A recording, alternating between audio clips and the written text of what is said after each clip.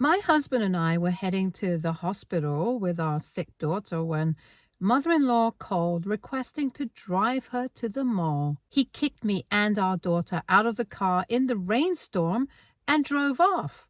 But soon a familiar car approached us. He finally arrived at the hospital, but when he saw me he instantly regretted his actions. Hey guys, I'm Lana. I have a beautiful 3-year-old daughter who I will not name here for privacy reasons. She is a minor after all. However, I will name my now ex-husband Mike and his parents Jenny and Sam. Now, Jenny was always a hater. Yup, like all those boy moms, Jenny hated the life out of me. She was divorced from Sam a long time ago because no man would put up with her crazy. So, who does she have as her replacement husband? My husband, Mike, of course. Mike was her go-to person, and she hated it when I took his time. This woman had created big problems for us ever since we got engaged. Mike was of no help to me because he would always appease his stupid mother. Those stories are for another day. I should have left a long time ago, but I didn't because I got pregnant only a year after our marriage. Yes, I stayed back for my child's sake. This story is about what led to the breakdown of our marriage. It was the thunderstorm season in our state when my daughter fell sick. We had taken her to a doctor who gave her meds, but she didn't get better even after 4 days. That's when I decided enough was enough and took her to the hospital. My husband was skeptical because apparently his mom said it was no big deal. After arguing for days, Mike finally agreed that we should go to the hospital. That happened after a rather restless night when my daughter cried the entire night and her fever was exceptionally high. The next day, Mike begrudgingly took us to the hospital. Well, he was actually supposed to take us there, but he didn't. On our way to the hospital, he stopped at a gas station to get gas. During this time, I saw that his mother was calling him. He stepped out to take the call and came back looking a little odd. I was too worried about an upcoming rainstorm and my baby's health to ask him what his mother wanted. I didn't have to, though. I would soon know what Jenny wanted. My husband said, "Hey, Lana, can you take our baby and go to the doctor alone? I kind of have to go to my mother's house right now." "What? Why do you have to go to Jenny's house right now?" "Well, she needs me to take her somewhere. It's kind of an emergency." "Why? What happened?" "Oh, I just have to take my mother to the mall. She has an appointment at the spa that she needs to get to in 20 minutes. It took me a few seconds to actually comprehend what my stupid husband was telling me. I sat in the car with our baby in the back as my husband told me that he needed to take his mother to the mall instead of taking his sick daughter to the doctor.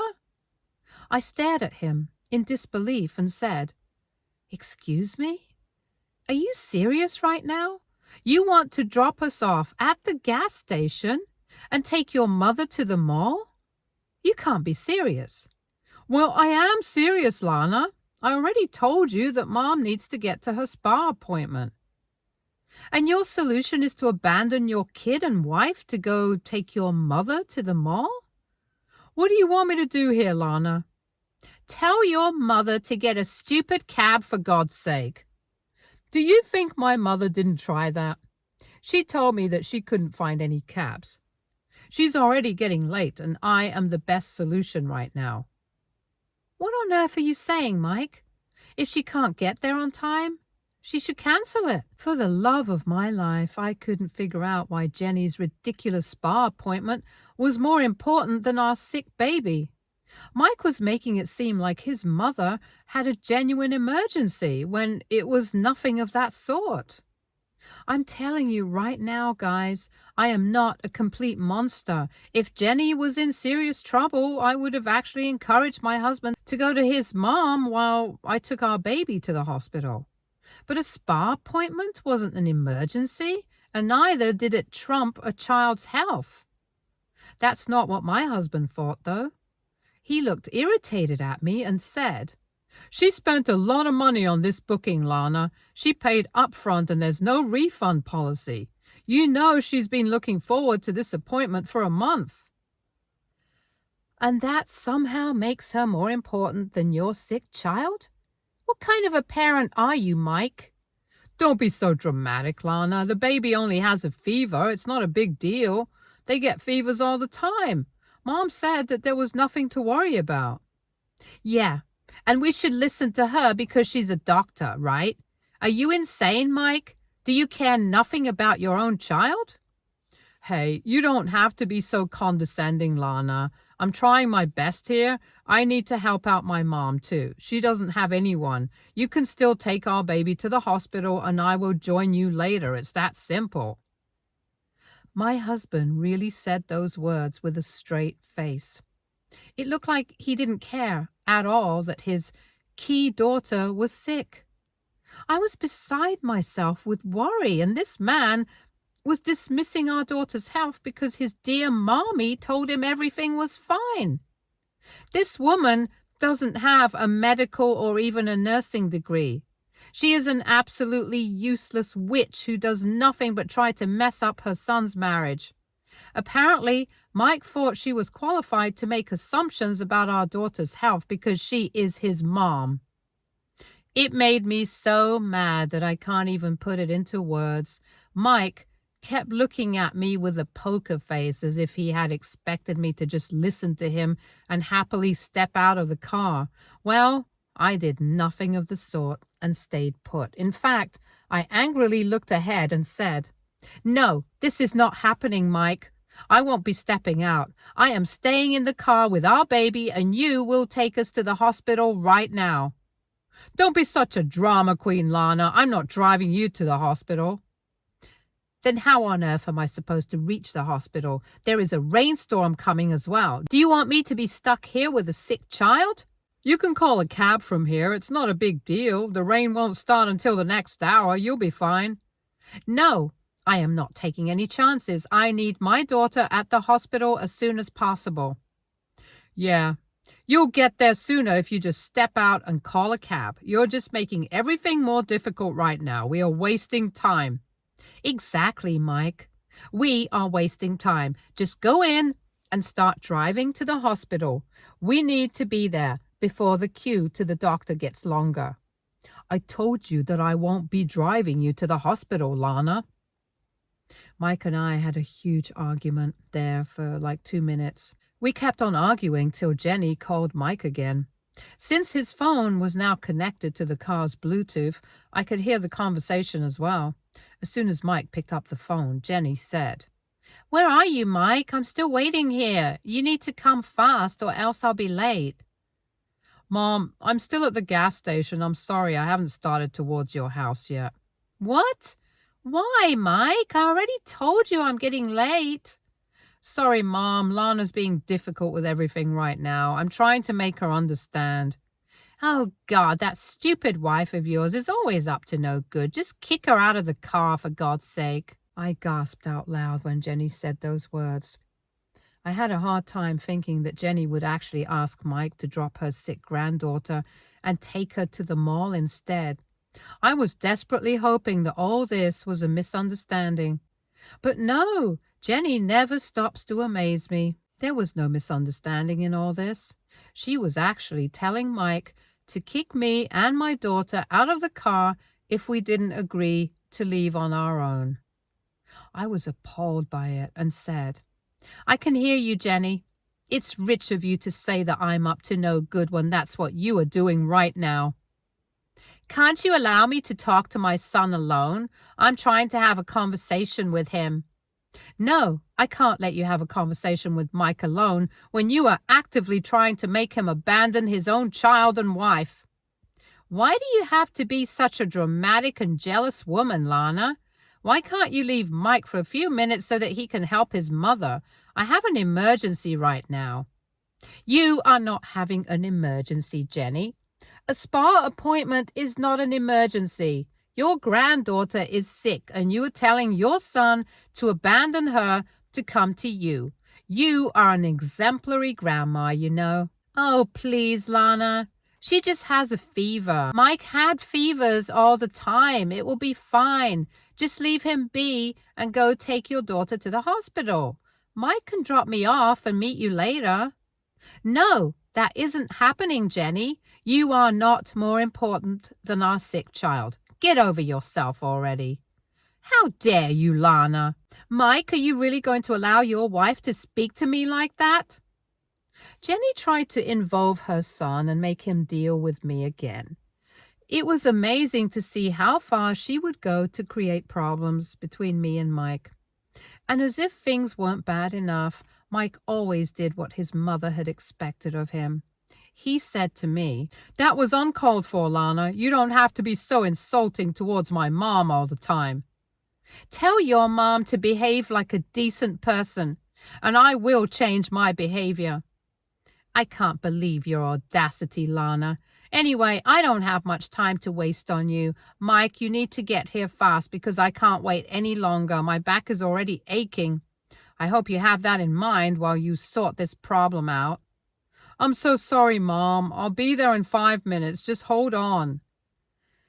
I gave Mike a surprised look when he assured his mother that he would be at her house soon. Before I could say anything, his mother simply ended the call.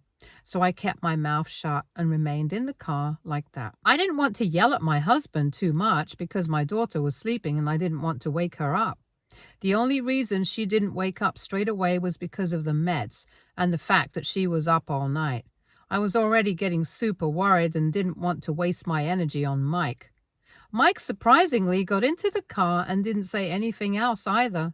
I thought that maybe he was finally relenting and taking us to the hospital first.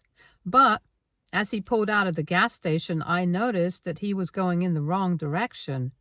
I immediately knew what he was doing, but I was too stunned to say that outright. So I said, "The hospital is the other way, Mike. Where are you going?" "I'm going to my mom's house. Since you want to be a child and have to drive you around, you can stay put till I drop my mom at the mall and then take you to the hospital." You are not seriously doing this, are you, Mike? Tell me this is not what you're doing. What do you think, Lana? I already told you that I need to take my mom to the mall, and I am doing just that. Our daughter needs to see a doctor right now, Mike. We can't just delay this. What is this behavior? If you think it's that bad, I gave you an alternative. Take a cab. You already have a choice. At that point, I was just done with Mike. My daughter was starting to wake up, and I reached out to find that she was getting super warm again. I was panicking more than usual and looked at Mike to see if he was paying attention to us. Nope. He was driving straight ahead and didn't even ask if our daughter was running a fever again. That was my cue to tell Mike to stop the car. He happily pulled over at the next gas station and dropped us off without a word. I didn't even bother using my energy to yell at him. Our daughter was up and crying, probably because of the fever. I just took her car seat out, shut the door with a bang, and Mike told me that he would meet us at the hospital and drove off. Guys, I was all alone at the gas station with a sick and crying toddler.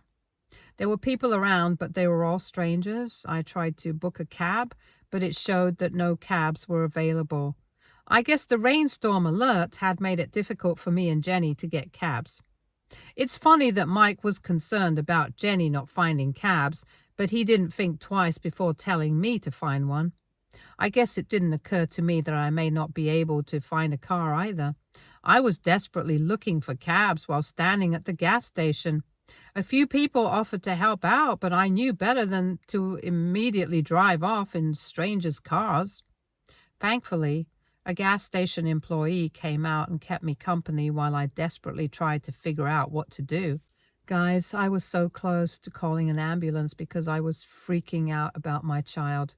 Mike was still AWOL, and I didn't even bother calling him again. I knew he was driving his mommy to the mall.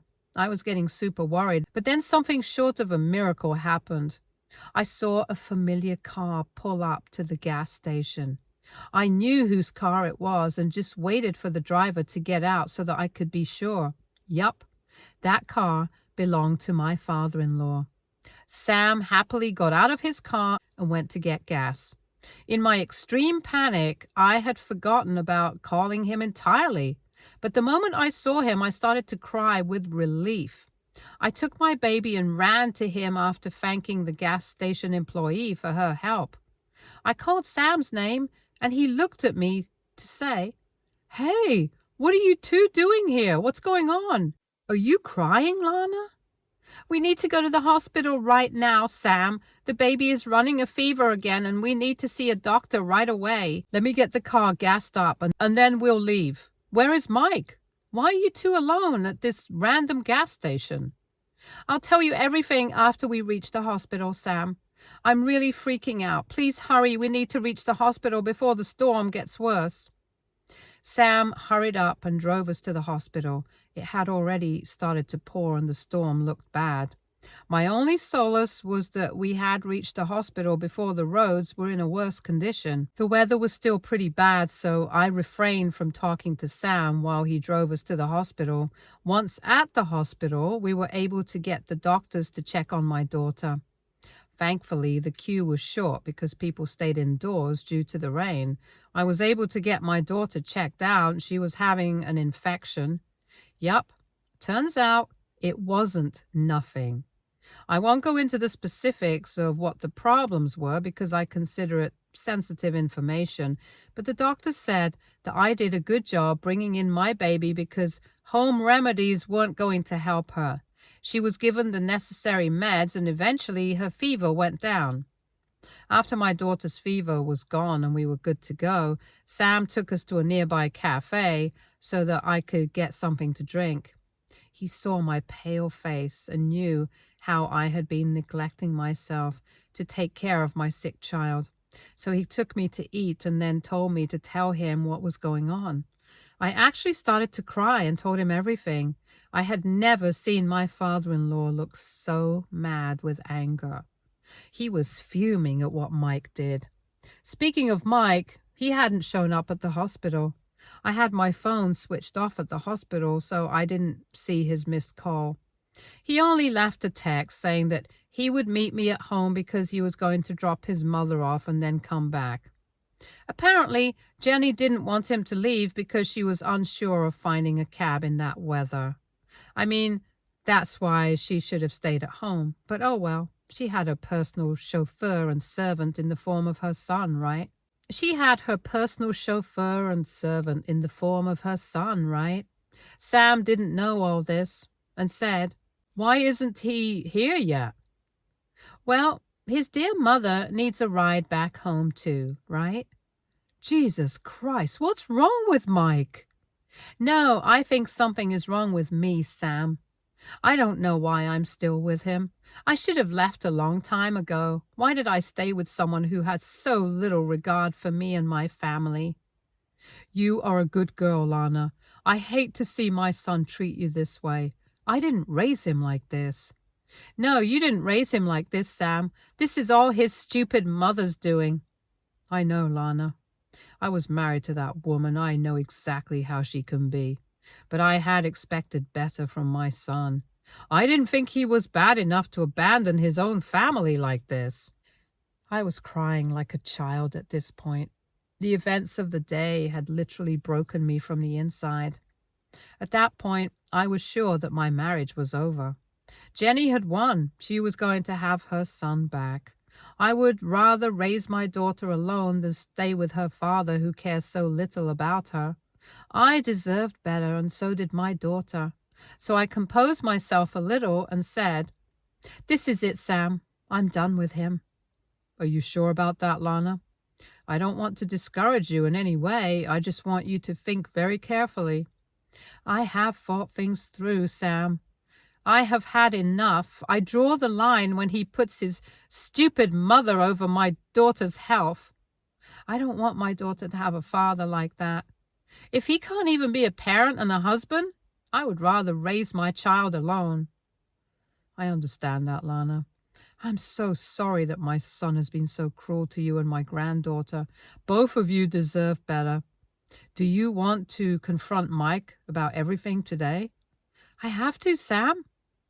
I don't see another way. I don't want to beat around the bush. Plus, I don't think I can bear to be around him right now. I'll just move in with my friend for now. I don't think you need to do that, Lana. You can just stay at the house. But I don't want to be around Mike right now, Sam.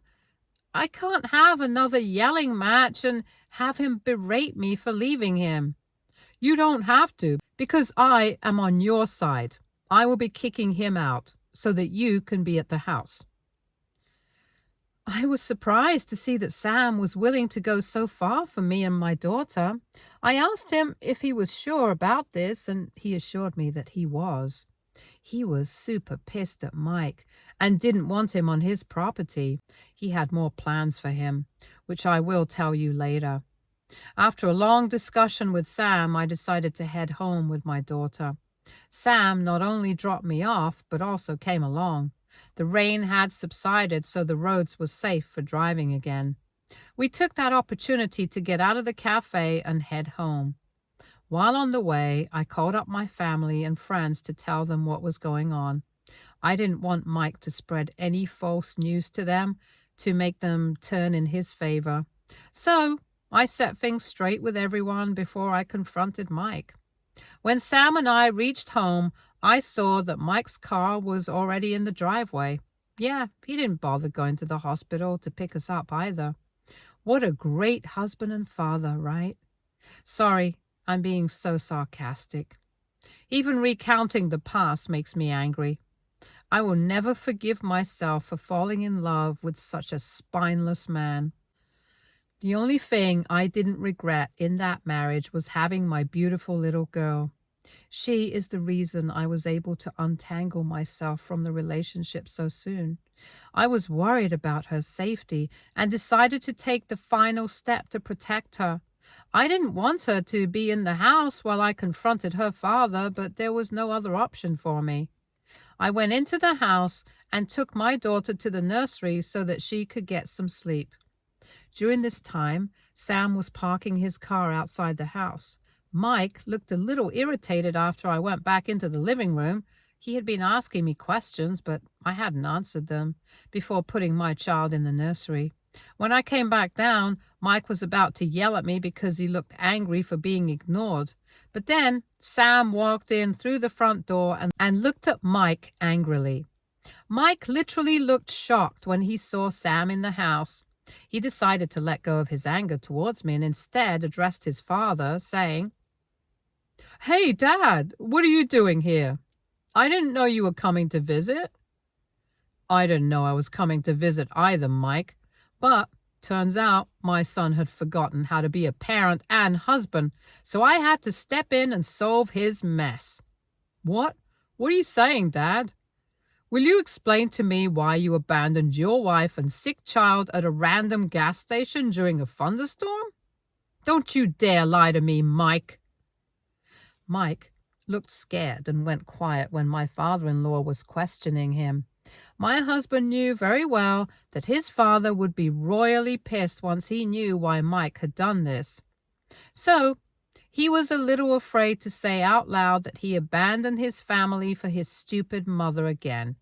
My husband looked away from his father and murmured, "Oh, it's just Mom had an emergency, so What emergency, Mike? A spa appointment?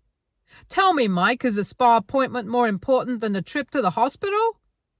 Well, Mom had no way to go there, so I had to drop her off. I was going to the hospital after I dropped her off. Oh, really, Mike? Then why are you sitting here? Sam is the one who rescued me and my child from that gas station and took us to the hospital and brought us back home. All this while, you were busy catering to your stupid mother. Mike simply looked down while Sam and I tore into him. He was called every name in the book and berated to the moon and back. Sam was more upset than ever and couldn't hold back his own words. My husband couldn't even protest because his weak excuses just showed how wrong he was. He had been yelled at for over 30 minutes, after which he said, in a sad voice, "What can I say? You both know how Mom gets when I don't listen to her. What was I supposed to do?" So, your solution to that was to abandon your own wife and child to go cater to her? What is wrong with you, Mike? I'm sorry, Dad. I know I made a mistake. I wasn't thinking straight. I can see that I was wrong. Don't tell me sorry, Mike. Tell your wife sorry because she deserves it more than anyone. I'm sorry, Lana. This will never happen again. I know I messed up.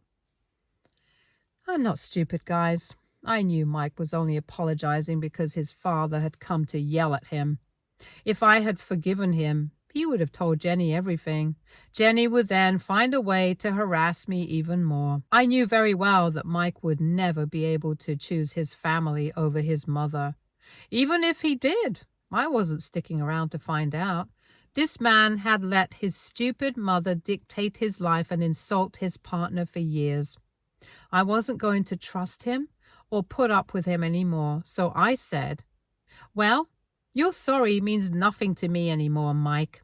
I should have received this apology a long time ago. It's useless right now. I don't need it. You can just go and cater to your mother's needs because you won't have a family anymore. I'm done with you." What? Are you leaving me? Yes, I'm leaving you, and I am taking our baby with me as well. No, don't do this, Lana. I'm sorry. I'm telling you that I have realized my mistake. Please don't leave me. Please don't take my daughter away from me. Oh, please, Mike. Don't act like you care about me and my daughter, because you sure don't act like you do. I've given you plenty of chances and won't fall for your stupid reassurances this time. I am done with you. Mike started to cry and begged me to forgive him. I had blindsided him and he wasn't expecting it at all. I don't feel an ounce of pity for him. I did what I had to do. When a person is pushed to their limits, this is what happens. I had emotionally checked out a while ago, but was holding on because of my child. Turns out I didn't have to because this man wasn't even a good father. I had no reason to stay anymore. Mike was acting like this news had hurt him. He was all apologies and tears, but it didn't work on me. When he saw that I wasn't responded like he had hoped, he turned to his father and said, "Dad, help me here. My wife is leaving me." "What do you want me to do, Mike? She's making the right decision." "What? Dad, you're on her side too? You don't deserve to have your wife and daughter, Mike. You have shown what an untrustworthy husband and father you are. I'm ashamed of you. In fact, I want nothing to do with you anymore." "What? Dad, what are you saying?" "I'm saying that I'm kicking you out of my business and this house. I don't want such a useless and untrustworthy son around me. You can use your mom's help. And look for a job and a place to stay. I won't be helping you out ever again." No, Dad, don't do this to me." "Reflect on your mistakes and at least try to be a better father, Mike. Maybe then I wouldn't consider disowning you entirely. From now on, only my granddaughter and Lana will get my help. We are done here." Mike broke down crying again because he saw that no one was on his side. He was really regretting what he did to me and our child. In one day, he had lost his wife, child, and father, all because of a stupid woman. He cried and begged for forgiveness, but it never came. I know you guys would want to know what happened next. Well, I'll give you a brief rundown because I don't like to keep people hanging. I'm sure you guys will be happy to know that Mike and I are now divorced. Because of his abandonment that day, he only got supervised visitation and not even 50-50 custody.